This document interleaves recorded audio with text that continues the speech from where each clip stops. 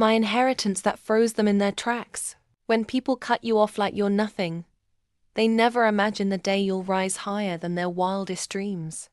For years, I lived with the bitter taste of abandonment. My parents cast me aside, left me to fend for myself, while they built their picture-perfect life without me. But fate, oh fate, has the sharpest sense of humor.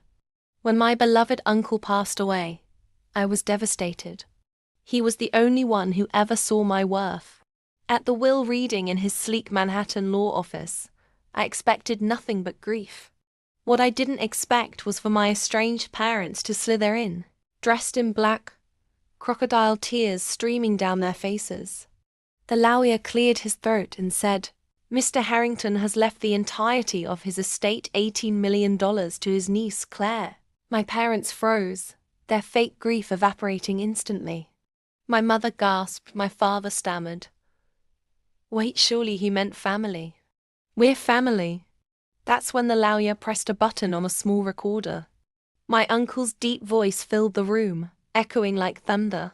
"To my dearest Claire, you were the daughter I never had, the only one who stood by me without greed.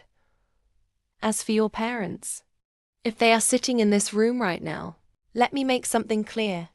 Family is not defined by blood, but by loyalty and love. They abandoned you, so they abandoned me.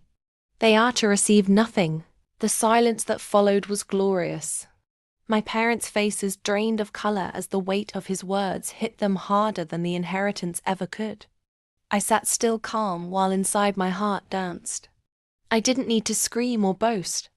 The lawyer slid the paperwork toward me, and I signed it with steady hands, the pen gliding like silk.